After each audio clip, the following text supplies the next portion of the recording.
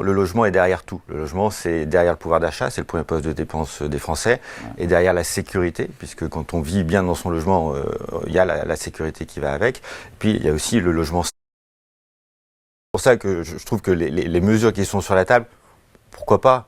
Faut dire que la campagne électorale est un peu vide et personne n'y était préparé, mais je pense que c'est pas les bonnes mesures. Le sujet, c'est que l'immobilier est trop taxé et que si on veut dire aux investisseurs revenez dans le logement, faut arrêter de leur dire que c'est des rentiers et que c'est pas des gens bien. Et puis, on peut faire une flat tax. Quand on a du capital, on a une flat tax de 30%. Quand vous êtes propriétaire d'immobilier et que vous le louez, vous avez une imposition entre 45 et 60% suivant votre tranche d'imposition. Mais donc, vous voyez bien que posséder de l'immobilier, aider les gens à se loger, aider la cité à se construire, c'est 2 fois plus taxé que le capital. Donc, on fait une flat tax sur l'immobilier. Et il n'y a pas de problème de DPE, il n'y a pas Personne ne propose de flat tax sur l'immobilier aujourd'hui? Non, j'ai pas lu ça dans les programmes. Ok, donc, et donc sur les propositions du RN dont je vous ai parlé, le prêt encore une fois à taux zéro accordé jusqu'à 100 000 euros pour les jeunes de moins de 30 ans et la fin d'interdiction. Ça c'est intéressant ça, enfin, en tout cas ça fait débat, des locations des passoires thermiques pour rassurer encore une fois les investisseurs. Après, la planète s'en souviendra peut-être un jour, mais ça pourrait dégripper le marché à court terme, même si ça obère le long terme en matière d'environnement. Le sujet du logement, c'est le neuf et l'ancien. Et le neuf devient de l'ancien. Donc, il faut relancer la production de logements neufs. Et j'ai pas vu dans les mesures des 3 partis principaux des mesures qui relancent la production de logements neufs.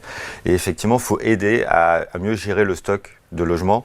Et donc, effectivement, un point qui bloque aujourd'hui, c'est les DPE. Les propriétaires de logements F et G, certains vont préférer ne pas louer leur logement plutôt que de mettre des travaux de réhabilitation. Donc ça sort du marché. Ça sort du marché. Alors qu'on est déjà en pénurie. Oui. Des biens immobiliers. Et après, le marché est très différent. Vous pouvez avoir des biens immobiliers qui valent entre 50 et 70 000 euros. Et le prix de la réhabilitation, c'est de 30 à 50 000 euros. Une fois que vous avez mis 30 à 50 000 euros dans votre logement, il vaut toujours entre 50 et 70 000 euros. Ouais. Donc ces logements-là, ils resteront à vie. Comment on l'accepte? Comment on l'aide financièrement? Est-ce que c'est à l'État de subventionner? Tout ça, je n'ai pas la réponse. Enfin, c'est des vraies questions politiques et sociales. Et puis après, vous avez des logements dans les métropoles qui peuvent être classés G, où là, vous avez intérêt à les rénover. Mais je crois que le point principal, c'est pas de est-ce que c'est bien, est-ce que c'est pas bien de rénover ou pas rénover, c'est de valoriser le fait d'être propriétaire de sa résidence principale ou propriétaire d'un bien qu'on loue. Et pour valoriser, il faut arrêter de taper sur les propriétaires.